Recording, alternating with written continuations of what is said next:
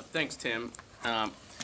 Good morning, and I want to thank my colleagues behind me that we're all leading this effort on a bipartisan basis, and ultimately, it really is about getting to just greater government transparency. As Tim said, that when we ask these questions, if the answers are there are no unidentified aerial phenomenon, then say that. But that's not what the answers are. The answers are we can't tell you. And so that leads to speculation.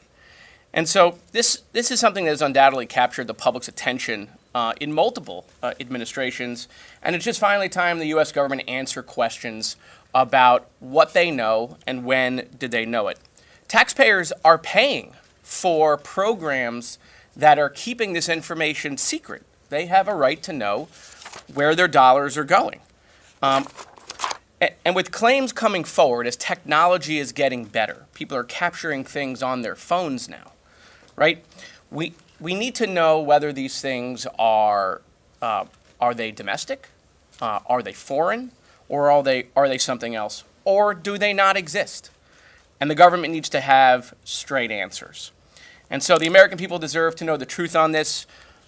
Unnecessarily censoring things or overclassification is what leads to all of these theories that have been out there. And so again, I want to thank my colleagues behind me for their leadership, and we look forward to having a productive hearing on topic on a bipartisan basis. Thank you very much. Good morning, everyone. For decades, I should say she's with child. yeah, thank you, Bridget. For decades, countless of Americans have questioned our government's lack of transparency regarding UAPs in our nation's airspace. These same questions have been echoed by many leaders on a bipartisan basis, from Jimmy Carter to Barack Obama, from Hillary Clinton to Donald Trump, from Marco Rubio to Chuck Schumer, from the former Director of National Intelligence, John Ratcliffe, to current officials at the National Security Council. They have all called for disclosure of UAPs. If this was a court case, the court would be compelled to take up the thousands of testimonies, images, videos, and eyewitness accounts from doctors, pilots, scientists, and active duty service members. The status quo on the part of the U.S. government has been to leave the American people in the dark regarding information of UAPs. They refuse to answer questions posed by whistleblowers, avoiding the concerns of Americans, and acknowledging that the possible threat of UAP poses to our national security as well as public safety. It is extremely unnecessary and an overclassification. If the last few months have taught me anything, especially in investigating this, it is that this issue is in the hands of the American people and they deserve answers. I just want to be fully transparent here. Myself, Representative Burchett and Representative Gates had attended an Air Force base, and we were blocked not only by the Pentagon but by the Department of the Air Force from seeing information, talking to witnesses. And after much arm twisting, we got some of the information. But the fact is that they answer to Congress and thus the American people. And any government entity that attempts to stonewall us is doing nothing in the invested interest of the American people. When I take at face value the numerous roadblocks that we've been presented with, it leads me to believe that they are indeed hiding information. I look forward to bringing this topic to light and finding out the truth of what is really out there. Next speaker will be Representative. I don't have a question about dogs, but I do have questions about UFOs or UAPs ahead of the hearing tomorrow in the House. The other element... I'm not sure which one. Okay. There's a hearing tomorrow in the House on Yes. these unidentified flying objects or aerial phenomena. The Senate also has bipartisan legislation that may be part of the NDAA that would require the government to essentially disclose a lot more of its records on what they have on UFOs and UAPs. Has the President or the Pentagon expressed any concern or interest in what those records might be and whether or not there's any concern about disclosing those types of records? So on the piece of legislation, I don't have anything to say on that. But more broadly, as you know, we take the public interest in unidentified aerial phenomena seriously. And so the Department of Defense established the All-Domain Anomaly Resolution Office last year to coordinate efforts to detect, identify, and attribute unidentified objects. So my understanding is that they have have not discovered any verifiable information to sustain claims on extraterrestrials, but I would refer you to the Department of Defense for any more information on that. And so that is what I understand to be the case at this time. Go ahead, Karen. The subcommittee hearing on unidentified anomalous phenomena, or UAPs, will come to order. Welcome, everyone. Without objection, the chair may declare a recess at any time. Additionally, without objection, the following members are waived onto the subcommittee for the purpose of participating in today's hearing: Mr. Burchett of Tennessee, Ms. Luna of Florida, Mr. Getz of Florida, Mr. Burleson of Missouri, Mrs. Ocasio-Cortez of New York, and Mr. Ogles of Tennessee. Without objection, so ordered. For today's subcommittee hearing, both the chair and ranking member will have 10 minutes for opening remarks. We may both be giving some of those minutes to other members of our party. I'm now going to recognize myself for 10 minutes. I'm actually going to try to get out of here in about 4, and then we'll give it to some of my friends over here. Good morning and welcome to the most exciting subcommittee in Congress this week, the Subcommittee on National Security, the Border, and Foreign Affairs, for discussion of unidentified anomalous phenomenon. I'd like to thank the brave military pilots and personnel, such as the witnesses on the panel today, for sharing their stories on how they've engaged UAPs, which has brought attention to this matter. Curiosity and speculation from all walks of life have generated interest in studying what UAPs are and what threats they may pose. I will say that when I was younger in school, I read a book, a 1966 book called Flying Saucers, Serious Business, and for a while, when I was a little bit younger, I thought it was the most important issue out there. The lack of a transparency regarding UAPs, which was one of the themes of that book,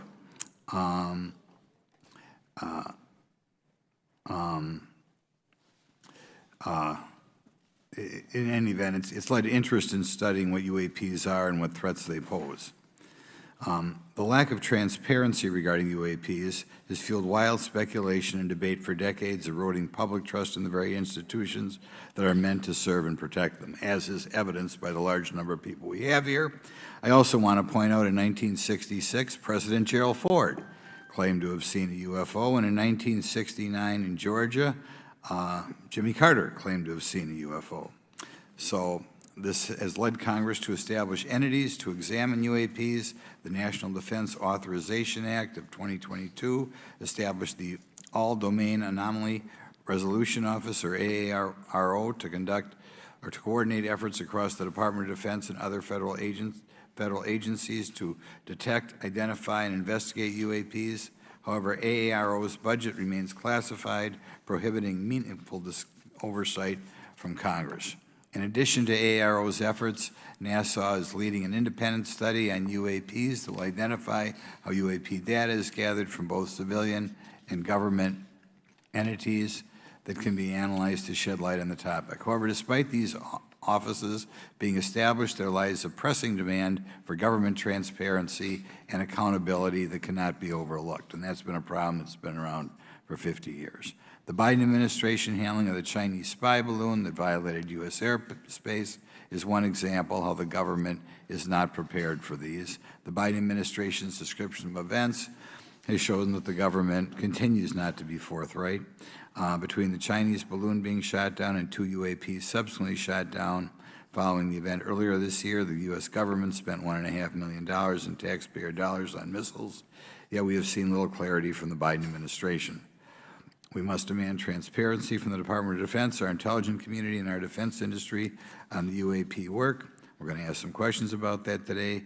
Congress recognizes the subject of UAPs is multifaceted and requires a careful, data-driven approach. Today, we'll see clarity from these witnesses' testimonies, or we'll seek clarity as to what can be done to improve reporting for military and civilians and remain committed to objective inquiry. Congress should work to ensure that knowledge is not driven by fear.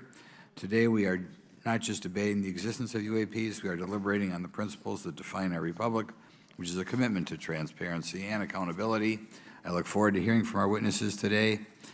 about ways we can improve government efficiency and openness when it comes to UAPs. I thank each of you for your presence here today and for your dedication to safeguarding the interests of the American people.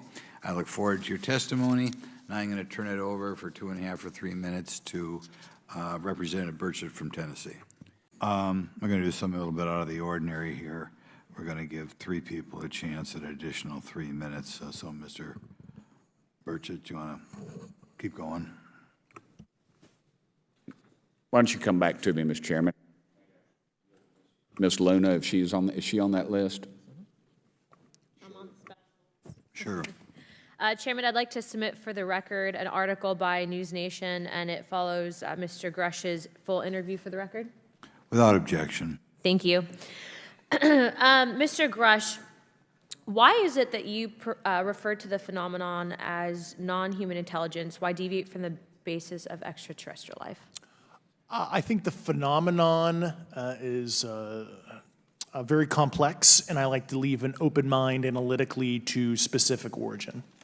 When you say specific origin, are you referring, can you elaborate on that for those that might not? If it's a traditional extraterrestrial origin or something else that we don't quite understand from either a biological or astrophysics perspective, yeah, I just like to keep an open mind on what it could be, yeah. Okay, and referring to your News Nation interview, you had referenced specific treaties between governments.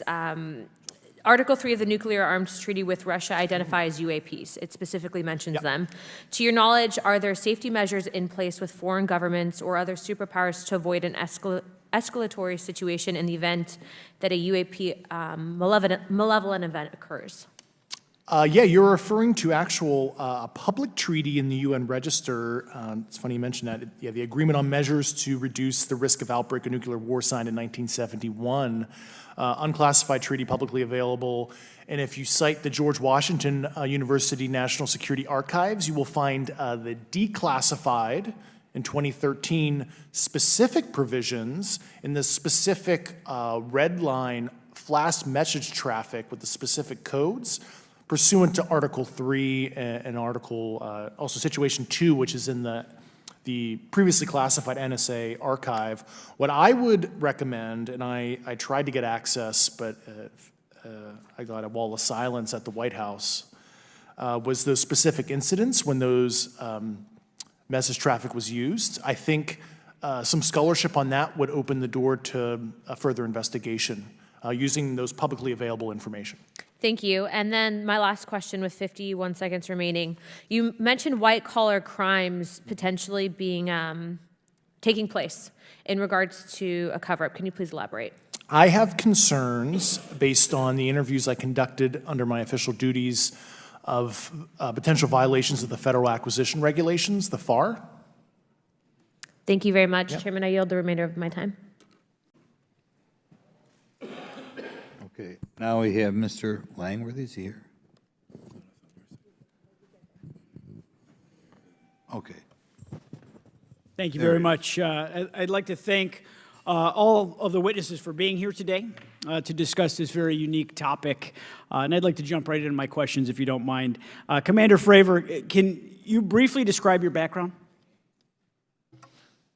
Yeah, I was an enlisted Marine, Naval Academy graduate, Navy, flew for 18 years, got a master's from University of Houston, and I've worked in the private sector for the last, 16 years, 17 years.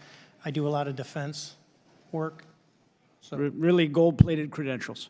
Commander Fravor, we have all seen the floating Tic Tac video that you engaged with on November 14th, 2004. Can you briefly talk about why you were off the coast of San Diego that day? Yeah, we were at a workup with all the battle groups, so we integrate the ships with the carrier, the air wing with the carrier, and we start working. So we were doing an air-to-air defense to hone not only our skills, but those of the USS Princeton when they had been tracking them for 2 weeks. The problem was that there was never manned aircraft airborne when they were tracking them, and this was the first day, and unfortunately, we were the ones airborne and went and saw it. Do you remember the weather that day? Was it cloudy or windy or anything out of the ordinary on the Pacific coast? It was actually, if you're familiar with San Diego, it was a perfect day, light winds, no whitecaps, clear skies, not a cloud. It was, for flying, it was the best.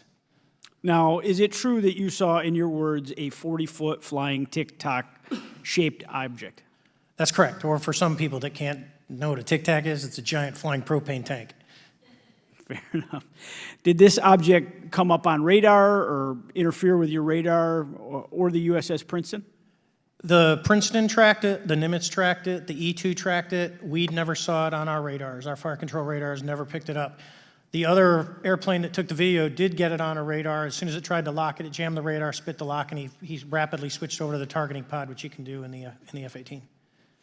From what you saw that day and what you've seen on video, did you see any source of propulsion from the flying object, including on any potential thermal scans from your aircraft? No, there's none. There's no IR plume coming out. And Chad, who took the video, went through all the EO, which is black and white TV, and the IR modes, and there's no visible signs of propulsion. It's just sitting in space at 20,000 feet. In your career, have you ever seen a propulsion system that creates no thermal exhaust? No. Can you describe how the aircraft maneuvered? Abruptly, very determinate. It knew exactly what it was doing. It was aware of our presence, and it had acceleration rates. I mean, it went from 0 to matching our speed in no time at all. Now, if the fastest plane on Earth was trying to do these maneuvers that you saw, would it be capable of doing that? No, not even close. And just to confirm, this object had no wings, correct? No wings. Now, was the aircraft that you were flying, was it armed? No, never felt threatened at all. If the aircraft was armed, do you believe that your aircraft or any aircraft in possession of the United States could have shot the Tic Tac down? I'd say no. Just on the performance, it would have just left in a split second. It looks like that we have a problem here that needs further investigation. Yes. In your belief, is this flying Tic Tac, I mean, is it capable of being the product of any other nation on the earth? No, like I said earlier, I think it defies current material science and the ability to develop that much propulsion. And I know there's been some physicists have done calculations, which is beyond anything that we have. Well, either the United States has an adversary here in this world that we don't know, or we really have some serious investigations to do. I really appreciate you being here. Is there anything else about the November 14th, 2004 incident that you think is important for this committee to know that you haven't been asked here today? No, it's been said it's probably the most credible UFO sighting in history based on all the sensors that were tracking it, and then for us to get visual and to go against the naysayers that it's something on the screen or whatever. I mean, there's 4 sets of human eyeballs. We're all very credible. Of the 6 of us that were involved in the thing, including the video, every one of us is going to do 20-plus years in the military in very responsible positions. So I'd say the world needs to know that. It's not a joke. Well, thank you very much for your testimony here today for all of you, and I yield back, Mr. Chairman. Mr. Ogles? Thank you, Mr. Chairman. Thank you, Mr. Chairman. Thank you, Mr. Ogles, for the great questions, brother. Mr. Grush, I might have asked this before, but I want to make sure. Do you have any personal knowledge of someone who's possibly been injured working on legacy UAP reverse engineering? Yes. Okay. How were they injured? Is it something like a radioactive type situation or something we didn't understand? I've heard people talk about Havana syndrome type incidences. What was your recollection of that? I can't get into specifics, but you could imagine assessing an unknown unknown. There's a lot of potentialities you can't fully prepare for. How do you think we ought to handle UAP whistleblower complaints like yours in the future? Yeah, there was some issue with mine. So, PPD-19 process, it goes to the intel committees, either through PPD-19 or ICD-120. There's not a good way for the Intelligence Community Inspector General to provide that to other committees. And I asked my information to be sent to the House and Senate Armed Services Committee because there are Title X equities at play, but there was no smooth process to do so. Yeah. It's a trash can. Are you aware of any individuals that are participating in reverse engineering programs for non-terrestrial craft? Personally, yes. Do you know any that would be willing to testify if there were protections for them? Certainly closed door and assurances that breaking their NDA, they're not going to get administratively punished for so. Yeah. I yield, Mr. Chairman. Thank you. Thanks. On to Ms. Luna. Mr. Grush, in speaking to you yesterday, I just wanted to follow up on Representative Raskin's questions. In the last couple of years, have you had incidences that have caused you to be in fear for your life for addressing these issues? Yes, personally. Okay. Yeah. I just want everyone to note that he's coming forward in fear of his life. To put in perspective, if they were really not scared about this information coming out, why would someone be intimidated like that? To your knowledge, are NHIs working with adversarial foreign governments in either technology exchange programs or back engineering programs? I don't have data on that. I'm not sure. Have you heard or you had people come forward to present that evidence? Not that particular evidence that you just espoused. Okay, on the 19th of April, Dr. Kirkpatrick, head of Aero, had said that he did not find any evidence of UAPs. You also stated that you had, in your interview, that you had briefed him on information that you were uncovering, but that he did not follow up with you. Were the items that you divulged to him pertinent to national security? Yes, him and I had a classified conversation in April 2022 before he took over Aero in July 2022, and I provided him some concerns I had. Do you know why he might not have followed up with you? Unfortunately, I cannot read his mind. I wish he did. I was happy to give sage counsel to him on where to look when he took the helm of Aero.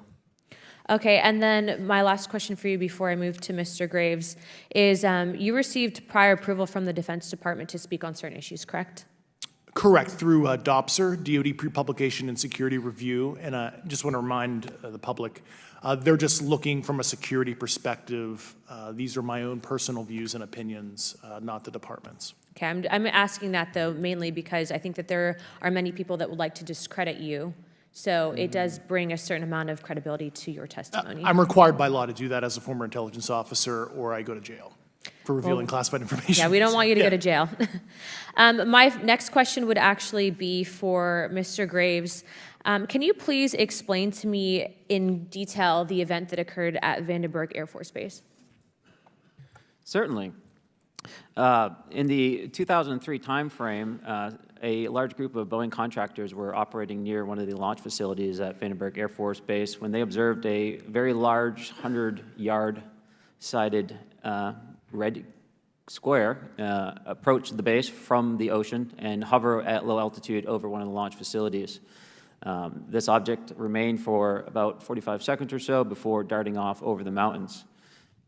There was a similar event within 24 hours later in the evening. This was a morning event, I believe 8:45 in the morning. Later in the evening, post-sunset, there were reports of other sightings on base, including some aggressive behaviors. These objects were approaching some of the security guards at rapid speeds before darting off.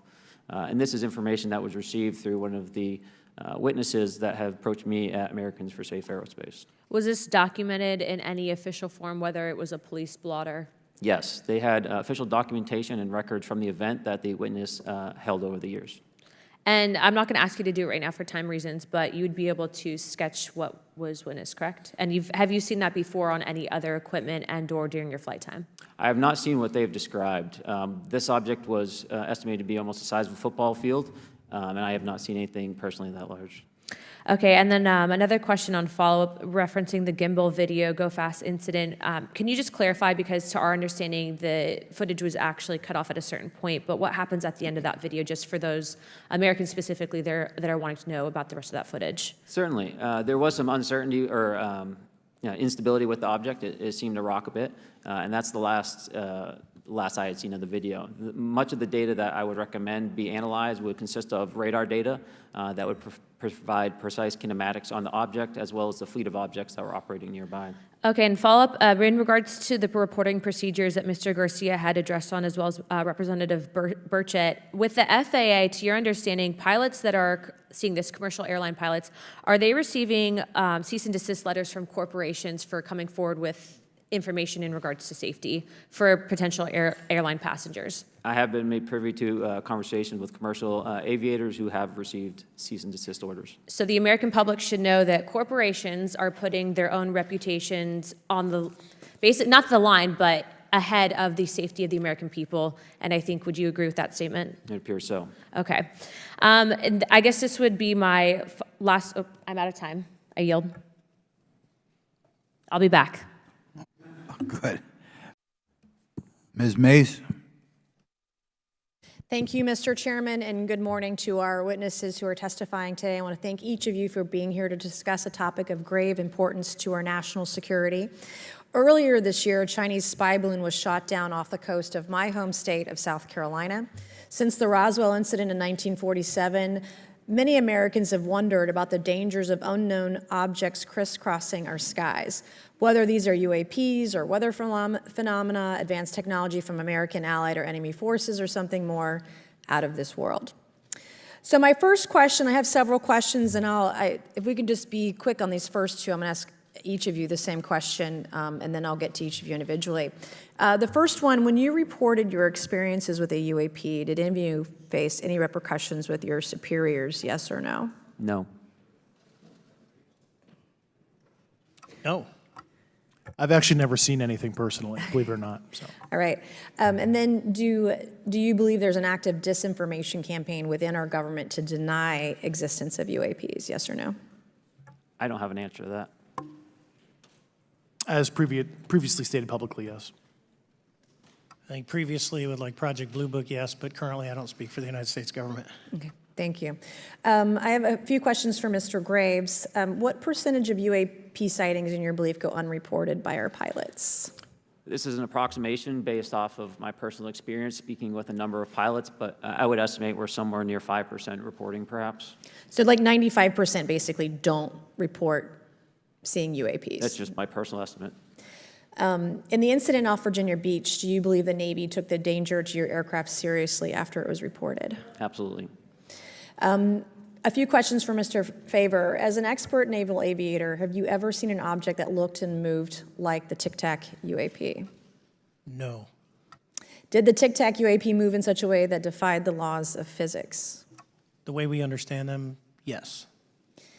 Many dismiss UAP reports as classified weapons testing by our own government, but in your experience as a pilot, does our government typically test advanced weapon systems right next to multi-million-dollar jets without informing our pilots? No, we have test ranges for that.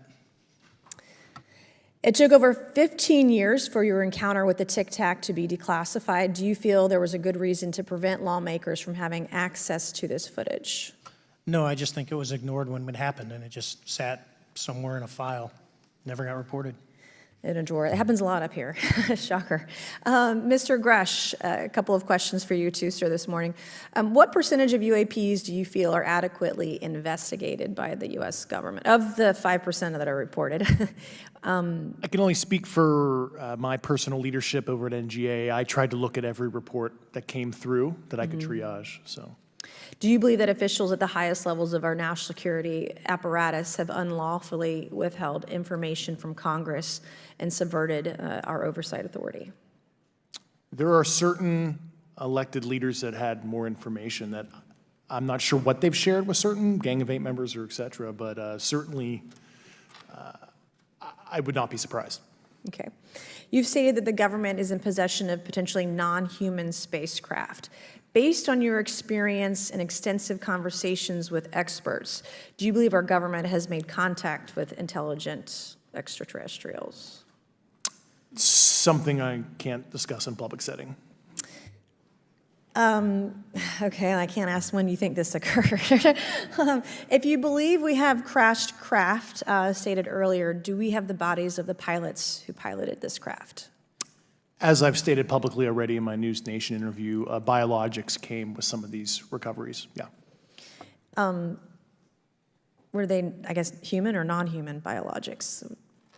Non-human, and that was the assessment of people with direct knowledge on the program I talked to that are currently still on the program. And was this documentary evidence, this video, photos, eyewitness? Like, how would that be determined?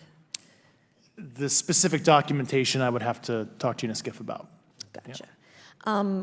Okay, so, and you may or may not be able to answer my last question, and maybe we get into a skiff at the next hearing that we have, but who in the government, either what agency, sub-agency, what contractors, who should be called into the next hearing about UAPs, either in a public setting or even in a private setting? And you probably can't name names, but what agencies or organizations, contractors, et cetera, do we need to call in to get these questions answered, whether it's about funding, what programs are happening, and what's out there? I can give you a specific cooperative and hostile witness list of specific individuals that were in those. And how soon can we get that list? I'm happy to provide that to you after the hearing. Super, thank you, and I yield back. First of all, without objection, Representative Nick Langworthy of New York has waived on the subcommittee for purpose of questioning witnesses at today's subcommittee hearing. And then we go to Mr. Burleson. Thank you, Mr. Chairman. Appreciate you guys coming out today, testifying. Look, I've been here for 6 months, and I'm pretty skeptical. I don't trust anything in this town.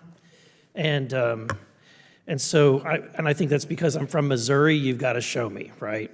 With that being said, there's been a lot of things that have been said in the public, Mr. Grush, and so I want to get down to, if we can, some specifics, right? So at one point you had said that there has been harmful activity or aggressive activity. Has any of the activity been aggressive, been hostile in your reports? I know of multiple colleagues of mine that got physically injured. And the activity, and I got to... By UAPs or by people within the federal government? Both. Okay, so there has been activity by alien or non-human technology and or beings that has caused harm to humans. I can't get into the specifics in an open environment, but at least the activity that I personally witnessed, and I have to be very careful here, because they tell you never to acknowledge tradecraft, right? So what I personally witnessed, myself and my wife, was very disturbing. Okay. One of my constituents actually sent this next question, and I figured I'd ask it since I had the same thought. You've said that the U.S. has intact spacecraft. You said that the government has alien bodies or alien species. Have you seen the spacecraft? I have to be careful to describe what I've seen firsthand and not in this environment, but I could answer that question behind closed doors. Yeah. And have you seen any of the bodies? That's something I've not witnessed myself. Okay, and so with that being said, the other statement that has been made that was intriguing to me it's intriguing because my view has been that we are billions of light years away from any other system. And the concept that an alien species that's technologically advanced enough to travel billions of light years gets here and somehow is incompetent enough to not survive Earth or crashes is something that I find a little bit far-fetched. And with that being said, you have mentioned that there's interdimensional potential. Could you expound on that? Yeah, to answer your first question, and I'm here as a fact witness and expert, but I will give you a theoretical framework, at least to work off, to kind of espouse crashes, regardless of your level of sentience, right? Planes crash, cars crash, n number of sorties, however high, a small percentage are going to end in mission failure, if you will, as we say in the Air Force. And then in terms of multidimensionality, that kind of thing, the framework that I'm familiar with, for example, is something called the holographic principle. It derives itself from general relativity and quantum mechanics, and that is, if you want to imagine a 3D object such as yourself casting a shadow onto a 2D surface, that's the holographic principle. So you can be projected, quasi-projected from higher dimensional space to lower dimensional. It's a scientific trope that you can actually cross literally, as far as I understand, but there's probably guys with PhDs that we could probably argue about that. But you have not seen any documentation that that's what's occurring? This is Only a theory. theoretical framework discussion, yes. Okay. Okay. Occam's razor is that these aircraft, have they been identified that they are being produced by domestic, military and contractors? Is there any evidence that that's what's being recovered? Not to my knowledge, plus the recoveries predate a lot of our advanced programs that I previously am witting of, so. Would it be safe to say that there could be a scenario today where you have an aircraft that crashes and because it's been involved in one program from one federal agency, and but the agency that retrieves it is not aware of that program, and to them it appears alien in origin? I mean, that's a hypothetical situation. I'm not aware of any historical situation that would match that you described, so. You're not aware, it has not happened that you're aware of? That I'm aware of. Thank you, Mr. Chairman. I yield back. Thank you. We'll go to Mr. Burchett himself. Thank you, Mr. Chairman. Thank you, Mr. Garcia. I would like to have you on my legislation to do just that, on the reporting, and we'll get together on that. Maybe you can be my co-sponsor on that. That'd be really cool. Thank you for those great questions. Mr. Graves, again, I'd like to know, how do you know that these were not our aircraft? Some of the behaviors that we saw in a working area, we would see these objects being at 0.0 Mach, that's 0 airspeed, over certain pieces of the ground. So what that means, just like a river, if you throw a bobber in, it's going to float downstream. These objects were staying completely stationary in Category 4 hurricane winds. These same objects would then accelerate to supersonic speeds, 1.1, 1.2 Mach, and they would do so in very erratic and quick behaviors that I don't have an explanation for. Okay. Have you spoken to commercial and military pilots that have seen these off of our East Coast? I have. Okay. Mr. Favor, I noticed that in the Tic Tac video, it's Tic Tac, like the candy, not Tic Tac like the Chinese Communist app. That's correct. Yes, sir. I just want to make that, because my daughter corrected me on that and called me a boomer and said, "Hey, boomer." And I said, "No, baby, it's Tic Tac like the candy. You're going to have to just look it up." And but now I would also like to say today is a day of many firsts. It's a miracle that we're having this meeting, and it's also a miracle that my wife has put up with me for 9 years today. Today is my anniversary, so I want to tell my wife happy anniversary and that I love her very much. As she likes to say, this 9 years have been the best 2 years of her life. So, thank you. Mr. Favor, what astonished you the most about the flight capabilities of these Tic Tac, very briefly? The performance, absolute performance. It was. And you're not aware of any other objects that anybody in the world has, in this world, that has those capabilities? No, I think it's far beyond actually our material science that we currently possess. Are you aware of any other reconnaissance platforms that have tracked or recorded the Tic Tac's maneuvers, maybe the NORAD system or any of the others? I am not. Okay. Mr. Grush, thank you for being here, brother. Thank you all very much. Have you faced any retaliation or reprisals for any of your testimony or anything on these lines? Yeah, I have to be careful what I say in detail because there is an open whistleblower reprisal investigation on my behalf, and I don't want to compromise that investigation by providing anything that may help provide somebody information. But it was very brutal and very unfortunate, some of the tactics they used to hurt me both professionally and personally, to be quite frank. Yeah. It's very unfortunate. As they say, when you're over the target, that's when they do the most firing at you. Do you have any personal knowledge of people who have been harmed or injured in efforts to cover up or conceal these extraterrestrial technology? Yes. Personally. Have anyone been murdered that you would think, that you know of? or have heard of, I guess? I have to be careful asking that question. I directed people with that knowledge to the appropriate authorities. Maybe in a, if we could get in a confidential area, SCIF, we could talk about that. But unfortunately, we were denied access to the SCIF, and that's very unfortunate in this scenario.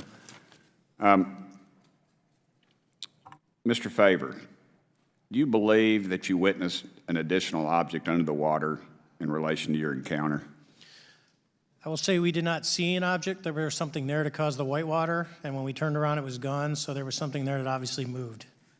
Okay, it was not the same object, though, that you were looking at, correct? No, we actually joked that the Tic Tac was communicating with something when we came back, and because the whitewater disappeared. We were, in another instance, we're told about the capabilities of a jamming during viewing of when there were some people chasing some of these objects. Did you experience any of that jamming or interrupting your radar or weapons system? My crew that launched after we landed experienced significant jamming to the APG-73 radar, which was what we had on board, which is a mechanically scanned, very high-end system prior to the APG-79. And yes, it did pretty much everything you could do, range, velocity, aspect, and then it spit the lock, and the targeting pod is passive. That's what we were able to get the video on. I'm about to run out of time, but are you aware of any of our enemies that have that capability? No. Okay, I would also like to note for the record that, like George Knapp, breaking Area 51, he's the reason I knew about that, and the reason I know about the Tic Tacs is Leslie Keene from New York Times article, and I would encourage everybody to read that. Thank you, Mr. Chairman. I yield back to you for no time. Again, thank you all for your service and for testifying today. Want to just talk about the UAPs as it relates to what we're seeing in the pilots' interaction with UAPs. Particularly, Mr. Graves, one of the, I think, concerns that for members of this committee is this idea that pilots, there's no system to actually report UAPs and the stigma around pilots. And so can you just briefly, you mentioned that you're working with 30 pilots right now that have had encounters with UAPs. But you've also, I believe, discussed and know of many more pilots. This is just those that you're currently working with. Is that correct? Can you expand on that? Certainly. I'll break that down in two ways. First, when we were first experiencing these objects off the eastern seaboard in the 2014 to 2015 time period, anyone that had upgraded their radar systems were seeing these objects. So there was a large number of my colleagues that were detecting these objects off the eastern seaboard. They were further correlating that information with their other onboard sensors, and many of them also had their own eye sightings as well of these objects. Now, that was our personal firsthand experience at the time. Since then, as I've engaged this topic, others have reached out to me to share their experiences, both on the military side as well as the commercial aviation side. On the military aviation side, veterans that have recently got out have shared their stories and have expressed how the objects we were seeing in 2014, 2015 continued all the way to 2019, 2020, and beyond. And so it became a generational issue for naval aviators on the eastern seaboard. This was something we were briefing to new students. This is something that was included in the notice to airmen to ensure that there was no accidents. And now with commercial aviators, they are reaching out because they're having somewhat similar experiences as our military brothers and sisters, but they do not have any reporting system that they can send us to. And let me just add, both to Mr. Fravor as well as Mr. Graves, not having this system for reporting, would you both agree that it's harmful to not just our national security interests, but to understand this phenomenon of what's happening with UAPs?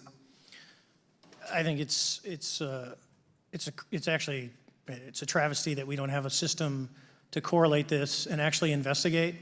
You know, so if you took the East Coast, you know, there's coastal radars out there that monitor our air defense identification zone, so out to 200 miles. They can track these, you know, so when you see them, they could actually go and pull that data and get maneuvering. And instead of just having the airplanes, there's other data sources out there. And I've talked to other government officials on this. So you need a centrally located repository that these reports go to. So if you just stuck it in DOD, you wouldn't get anything out of the Intelligence Committee because they have a tendency to not to talk. But if you had a central location where these reports would come in, not just military, but also commercial aviation, because there's a lot of that going on, especially if you talk to anyone that flies from here to Hawaii, over the Pacific, they see odd lights. So I think you need to develop something that allows you a central point to collect the data in order to investigate. Mr. Graves? I would concur with everything Mr. Fravor said. I'll continue to say that the commercial pilots that have reached out to me through Americans for Safe Aerospace are doing so because they don't feel there's another way for them to report this safety issue. And I think one of the clear outcomes of this hearing already is that there has to be a safe and transparent reporting process for pilots, both on the commercial side and the military side, to be able to report UAPs in a way that's also transparent, but also understands the scope of our national security interests and what may be classified or not. But I think there has to be some sort of system, and so that's something that I hope can be an outcome that this committee can work on. Is there anything else for the two of you briefly beyond this reporting system that you think that we can do as a government to encourage and facilitate more civilian reporting? I think we're doing it right now. Okay, great. I think this hearing is going to show the American people that their government takes this topic seriously. And how about civilians that may not be pilots? What kind of process could be in place for civilians who are not pilots, who may have UAP encounters? Do either of you have any suggestions that could facilitate that? My recommendations would be to make that a sensor-centric operation in order to make it as objective as possible. Okay. Sir, Mr. Fravor? No, I agree with Mr. Graves on that. Okay. Just briefly, I also just want to note, particularly for the two pilots, and I have a question for Mr. Grush. One of the things that I found fascinating in our discussion, Mr. Graves, last night as well, is that you both described UAPs and formations and the way they are observed in space or in our air, and the way that they move is essentially ways in which current technology or aircraft that we know of are unable to actually function or move. And so will you just, for the public record, again, once again, just briefly just either describe or note that aircraft that are being witnessed, particularly by the 30 folks that you're working with, are essentially outside the scope of anything that we know of today and the technology we have today. Mr. Graves, Mr. Fravor? Yes, the objects that are being seen by commercial pilots are performing maneuvers that are unexplainable due to our current understanding of our technology and our capabilities as a country, and that applies for the military as well. Mr. Fravor? Yeah, I concur with that. We have nothing that can stop in midair and go the other direction, nor do we have anything that can, like in our situation, come down from space, hang out for 3 hours, and go back up. Thank you. My last question, and sometimes I know that you have also said some of these answers in the past, but we're trying to get them on the public record as well, which is really important. Mr. Grush, finally, do you believe that our government is in possession of UAPs? Absolutely, based on interviewing over 40 witnesses over 4 years. And where? I know the exact locations, and those locations were provided to the Inspector General, and some of which to the intelligence committees. I actually had the people with the firsthand knowledge provide a protected disclosure to the Inspector General. Thank you. And Mr. Chairman, I would just say that I think that these questions are important questions, and I look forward to being involved in the process to get those answered. I know there'll be a lot of questions from other committee members, so I yield back. Thank you. We'll go to Mr. Burchett himself. Thank you, Mr. Chairman. Thank you, Mr. Garcia. I would like to have you on my legislation to do just that on the reporting, and we'll get together on that. Maybe you can be my co-sponsor on that. That'd be really cool. Thank you for those great questions. Mr. Graves, again, I'd like to know, how do you know that these were not our aircraft?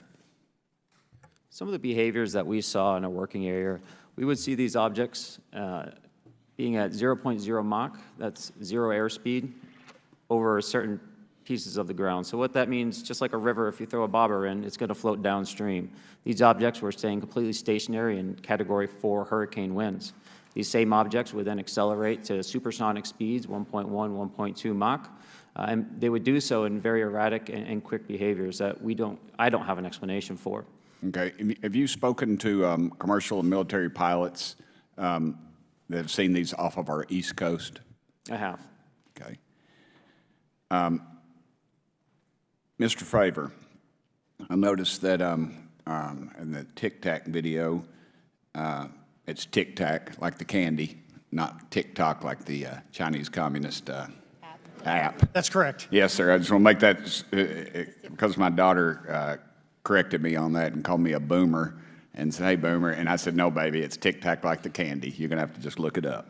And but now I would also like to say today is a day of many firsts. It's a miracle that we're having this meeting, and it's also a miracle that my wife has put up with me for 9 years today. Today is my anniversary, so I want to tell my wife happy anniversary and that I love her very much.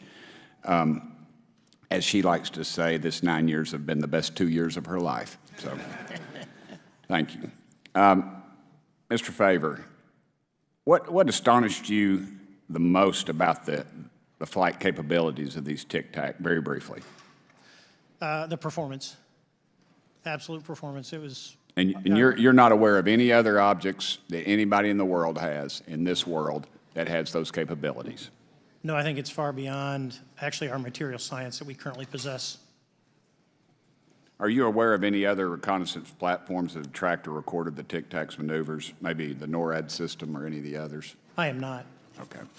Mr. Grush, thank you for being here, brother. Thank you all very much. Have you faced any retaliation or reprisals for any of your testimony or anything on these lines? Yeah, I have to be careful what I say in detail because there is an open whistleblower reprisal investigation on my behalf, and I don't want to compromise that investigation by providing anything that may help provide somebody information. But it was very brutal and very unfortunate, some of the tactics they used to hurt me both professionally and personally, to be quite frank. Yeah. It's very unfortunate. As they say, when you're over the target, that's when they do the most firing at you. Do you have any personal knowledge of people who have been harmed or injured in efforts to cover up or conceal these extraterrestrial technology? Yes. Personally. Have anyone been murdered that you would that you know of or have heard of, I guess? I have to be careful asking that question. I directed people with that knowledge to the appropriate authorities. Maybe in a, if we could get in a confidential area, SCIF, we could talk about that. But unfortunately, we were denied access to the SCIF, and that's very unfortunate in this scenario. Mr. Favor, do you believe that you witnessed an additional object under the water in relation to your encounter? I will say we did not see an object. There was something there to cause the whitewater, and when we turned around, it was gone. So there was something there that obviously moved. Okay, it was not the same object though that you were looking at, correct? No, we actually joked that the Tic Tac was communicating with something when we came back, and because the whitewater disappeared. We were in another instance. We're told about the capabilities of a jamming during viewing of when there were some people chasing some of these objects. Did you experience any of that jamming or interrupting your radar or weapons system? My crew that launched after we landed experienced significant jamming to the APG-73 radar, which was what we had on board, which is a mechanically scanned, very high-end system prior to the APG-79. And yes, it did pretty much everything you could do, range, velocity, aspect, and then it spit the lock, and the targeting pod is passive. That's what we were able to get the video on. I'm about to run out of time, but are you aware of any of our enemies that have that capability? No. Okay. I would also like to note for the record that, like George Knapp, breaking Area 51, he's the reason I knew about that, and the reason I know about the Tic Tacs is Leslie Keene from New York Times article, and I would encourage everybody to read that. Thank you, Mr. Chairman. I yield back to you for no time.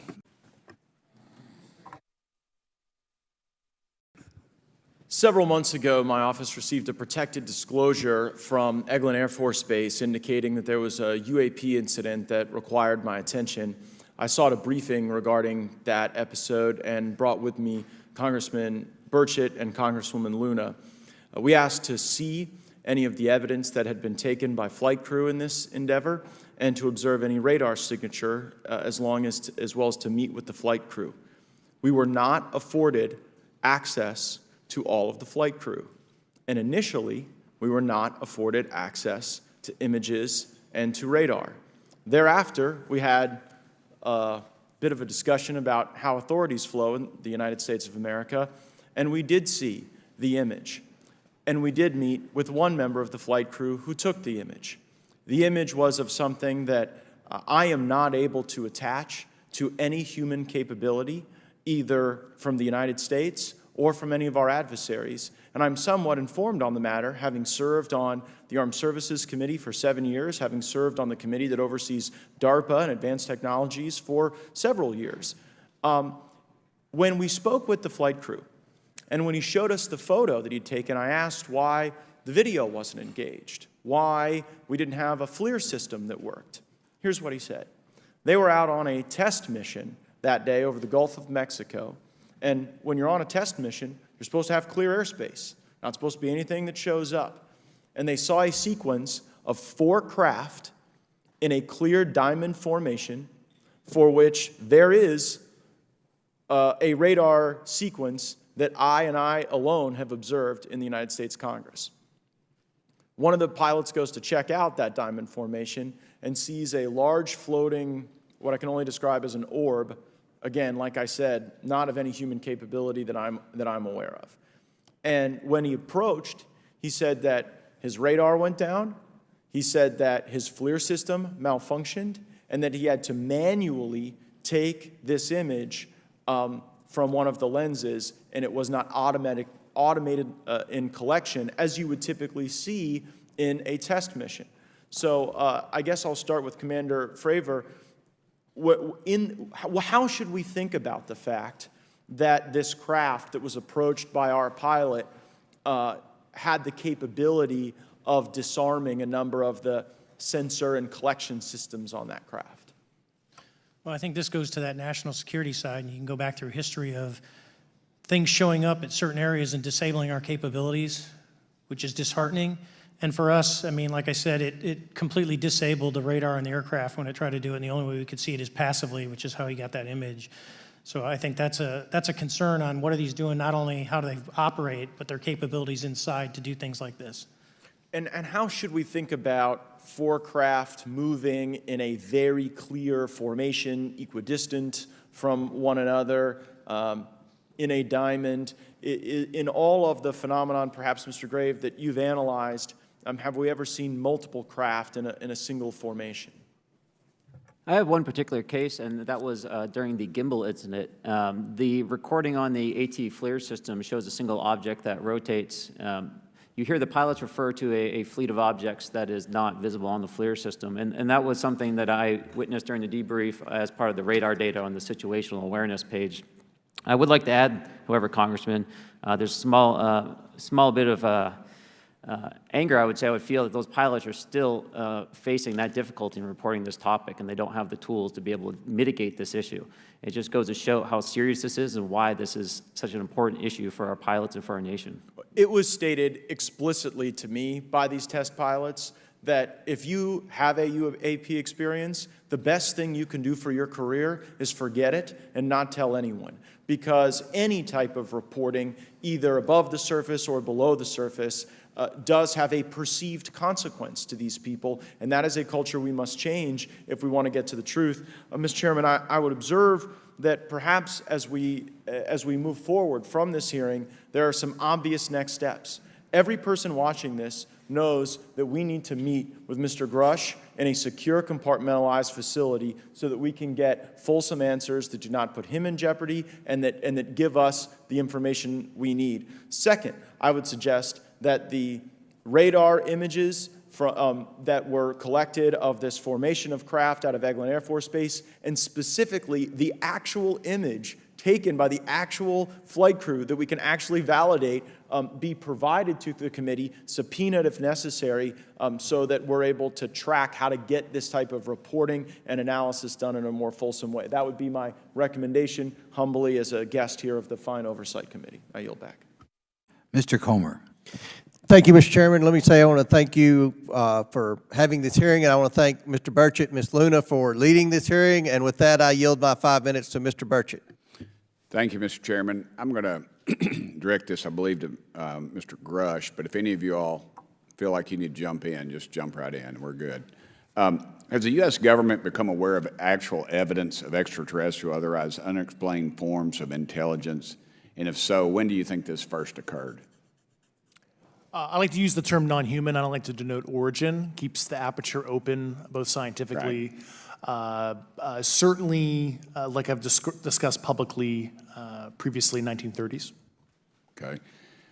Can you give me the names and titles of the people with direct firsthand knowledge and access to some of this crash retrieval, some of these crash retrieval programs, and maybe which facilities, military bases the recovered material would be in? And I know a lot of Congress have talked about we're going to go to Area 51 and, and there's nothing there anymore anyway. It's just, and we move like a glacier. And as soon as we announce it, I'm sure the moving vans would pull up. But please.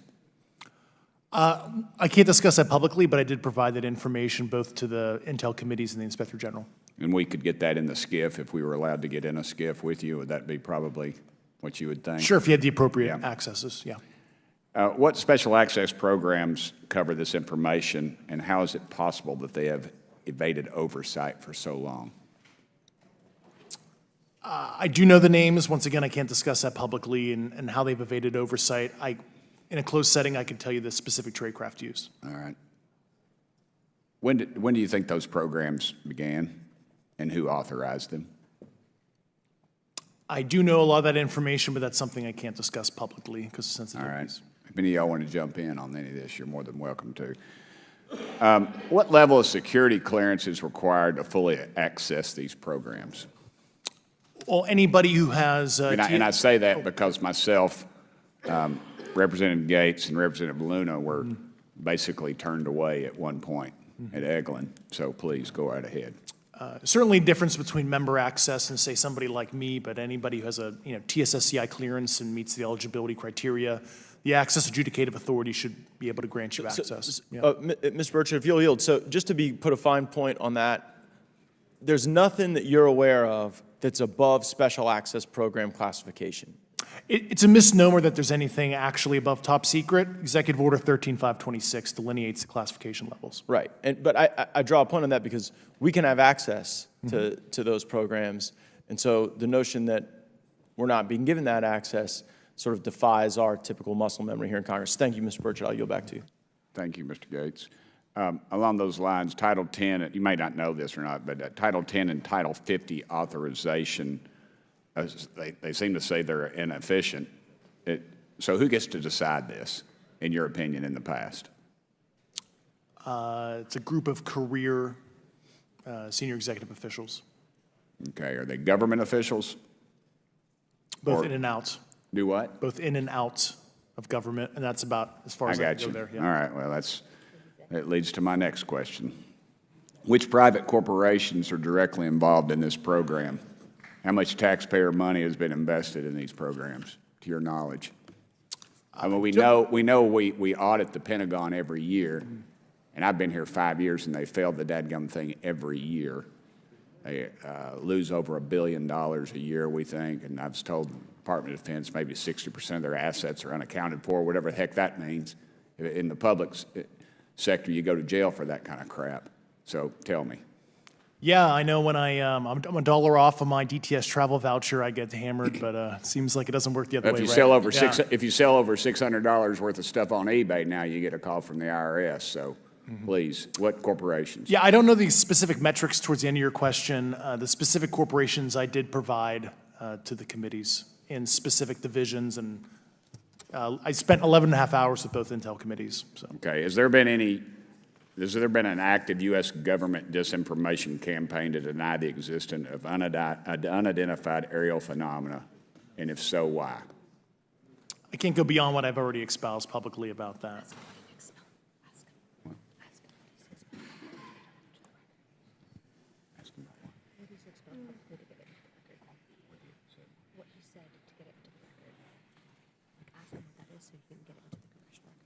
Okay, I've been told to ask you what that is and how to get it in the record. What have you stated publicly in your interviews for the congressional record? If you reference my News Nation interview and I talk about a multi-decade, campaign to disenfranchise public interest, Sorry, Mr. basically. Chairman, I've gone. Yeah. Thank I you. apologize, Mr. Chairman. I yield back negative 21 seconds. Thank you. Mr. Chairman, ranking members and congressmen, thank you. I'm happy to be here. This is an important issue, and I'm grateful for your time. My name is David Charles Grush. I was an intelligence officer for 14 years, both in the U.S. Air Force, both active duty, Air National Guard, and Reserve, at the rank of major, and most recently from 2021 to 2023, at the National Geospatial Intelligence Agency, NGA, at the GS-15 civilian level, which is the military equivalent of a full bird colonel. I was my agency's co-lead in unidentified anomalous phenomena and transmedium object analysis, as well as reporting to the UAP task force, UAPTF, and eventually, once it was established, the All-Domain Anomaly Resolution Office, ARROW. I became a whistleblower through a PPD-19 urgent concern filing in May 2022 with the Intelligence Community Inspector General. Following concerning reports from multiple esteemed and credentialed current and former military and intelligence community individuals that the U.S. government is operating with secrecy above congressional oversight with regards to UAPs. My testimony is based on information I've been given by individuals with a long-standing track record of legitimacy and service to this country, many of whom also have shared compelling evidence in the form of photography, official documentation, and classified oral testimony to myself and my various colleagues. I have taken every step I can to corroborate this evidence over a period of 4 years while I was with the UAP Task Force and do my due diligence on the individual sharing it. This is because of these steps, I believe strongly in the importance of bringing this information before you. I am driven by a commitment of both to truth and transparency, rooted in our inherent duty to uphold the United States Constitution and protect the American people. I'm asking Congress to hold our government to this standard and thoroughly investigate these claims. But as I stand here under oath now, I am speaking to the facts as I've been told them. In the U.S. Air Force, in my National Reconnaissance Office, NRO, reservist capacity, I was a member of the UAP Task Force from 2019 to 2021. I served at the NRO Operations Center on the Director's Briefing staff, which included the coordination of the Presidential Daily Brief and supporting variety of contingency operations, which I was the Reserve Intelligence Division Chief backup. In 2019, the UAP Task Force Director asked me to identify all special access programs and controlled access programs, also known as SAPs and CAPs, we needed to satisfy our congressionally mandated mission, and we were direct report at the time to the DepSecDef. At the time, due to my extensive executive level intelligence support duties, I was cleared to literally all relevant compartments and in a position of extreme trust, both in my military and civilian capacities. I was informed in the course of my official duties of a multi-decade UAP crash retrieval and reverse engineering program, to which I was denied access to those additional read-ons when I requested it. I made the decision, based on the data I collected, to report this information to my superiors and multiple inspectors general, and in effect becoming a whistleblower. As you know, I've suffered retaliation for my decision, but I am hopeful that my actions will ultimately lead to a positive outcome of increased transparency. Thank you, and I'm happy to answer your questions.